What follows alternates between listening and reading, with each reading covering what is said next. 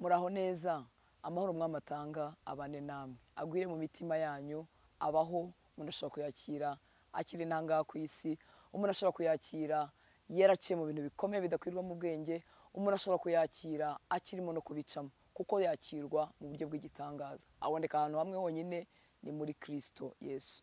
Yesu yarabivuze ngo mwese abarushye n'abaremerewe nimuze munsange ndabaruhura, mwemere kuba abagaragu banjye munyigireho, kuko ndi umugwaneza kandi noroheje mu mutima, namwe muzabona uburuhukiro mu mitima yanyu, kuko kunkorera kutaruhije n'umutwaro wanjye utaremereye.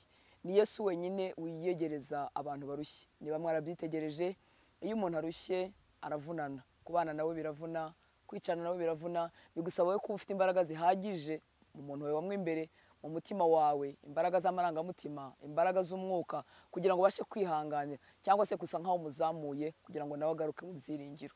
Ni ukuvuga ngo rero uteraniweho n'abantu barushye gusa, benshi gusa, wacogora. Ariko Yesu we yaravuze ngo yemwe abarushye n'abaremerewe nimuze munsange ndabaruhura. Niwe ufite imbaraga z'ikiruhuko cy'ukuri. Ibi si igipindi, ibi si amakuru y'amahimbano, ibi ni ukuri byatashye mu mutima wanjye, byatashye mu mitima ya benshi, nawe byataha mu mutima wawe uyu munsi, ukakira ikiruhuko cy'ukuri cyo mu mutima. Arangije aratubwira ngo kuko kumukorera kutaruhije n'umutwaro we utaremereye. Akenshi tuvuga ubuzima busabanye n'Imana, ubuzima bwimitse Yesu nk'umwami n'umukiza w'ubuzima bwacu, hari ubwo tumva ari ugusanga idini runaka, ari ukuva mu idini rimwe ukajya mu rindi, ariko ntabwo ari byo. Igihe kimwe baramubajije ngo tugire dute ngo dukore imirimo y'Imana, kuko yaratubwiye ngo kumukorera ntabwo kuruhije, ngo tugire dute ngo dukore imirimo y'Imana. Arabasubiza ati umurimo w'Imana nguyu nuko mwizera uwo yatumye. Umurimo w'Imana ni ukwizera Kristo, hanyuma iki kiruhuko kigataha mu mutima wawe. Icyo akora yababwiye ukundi kuntu byagenda kugira ngo icyo kiruhuko kihatahe kandi kihagume. Ndakwifuriza ikiruhuko kitari icy'iminsi, kitari icy'amezi, kitari n'icy'umwaka umwe, ikiruhuko cya burundu umuntu ashobora guturamo mu myaka asigaje hano ku isi. Ibi kandi ntabwo bivuga ngo uyahuye n'ibikomeye cyane, uyahuye n'ibyoroheje, uyahuye n'ibimeze gutya, oya. Iki kiruhuko Yesu atanga cyataha mu mutima wahuye n'ibikomeye. Sindimo nkubwira ko ngewe nakiguha, sirimo nigeranya n'umubabaro we wahuye nawo, kuko wawe ushobora kuba ukomeye cyane nubwo buri mutima wimenyeho umubabaro wawo, ariko ndimo nakubwira Yesu ushobora byose. Arangije aratubwira ngo kunkorera ntabwo kuruhije n'umutwaro wanjye ntabwo uremereye, ariko adusaba ngo twemere kuba abagaragu be tumwigireho. Ni ukuvuga ngo ikiruhuko uzatunga mu mutima wawe kirangana n'uko wemera kumwigiraho. Ese kumwigiraho ni ukugira gute? Ni ukwemera ukamukingura umutima wawe, akajya akubwira ibyo ashima, ibyo akunda, ibyo avuga, ukitoza kubyakira. Nk'uko uyu mwana agiye mu ishuri, ntabwo iyo bamubwiye ngo bandika i bazamuye avuga ati wengenda ashaka kumanura, ahubwo iyo mwarimu amubwiye ngo barazamura nawe arazamura. Amagambo y'Imana bikiwe mu ijambo ry'Imana. Kwigira kuri Yesu ni ugufata amagambo y'Imana.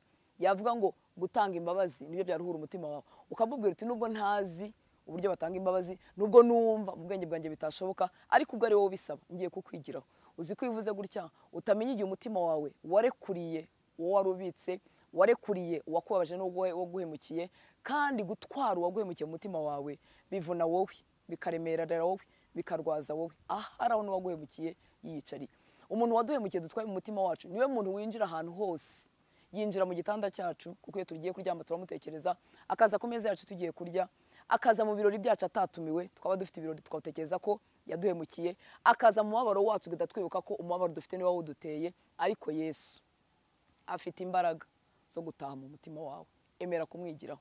Nakubwira ati nuko bigenda, ubisomye mu ijambo rye nawe ubyitoze, ntuzamenya igihe ikiruhuko cy'ukuri cyatahiye mu mutima wawe. Ikiruhuko cy'ukuri kitari icyo kwigirisha, ikiruhuko kitari icy'iminsi, ikiruhuko cy'ukuri umuntu akagituramo. Iyi si nubwo igigwirwa n'akaga kameze nka jenoside yabaye muri kino gihugu cy'u Rwanda muri 1994 yakorewe Abatutsi, ariko isi n'ubundi ntigira amahoro yuzuye. Ibyago n'amakuba biyikomezamo, ariko watura muri Kristo ukakira ikiruhuko cy'ukuri, imibabaro ukayiba hejuru, ukagira imbaraga zo kubaho kuko uriho. Imana iguha umugisha, Imana ikugwiriza imbaraga. Reka dusengane. Data, mu izina rya Yesu, turimo turavuga ikiruhuko cy'ukuri, rimwe na rimwe kidakwirwamo ubwenge, umuntu akurikije imibabaro, akaga, ibitavugika amaso ye yabonye, ubuzima bwe bwatuyemo, ariko uri Imana ishobora byose. Niyo mpamvu amahoro aya turimo tuvuga ni amahoro aboneka mu buryo bw'igitangaza. Ndasenze ngo wumvise iri jambo nyaguhora ku ngoma, ayo mahoro atahe mu mutima we. Mushoboze gukingura umutima we, mushoboze kwemera kukwigiraho, ibyo uvuga byakira bigira ibye, ntazamenye igihe amahoro yatahiye mu mutima we. Reka urushye aruhukire muri wowe, reka uwarushobewe yongere agarurirwe ibyiringiro muri wowe.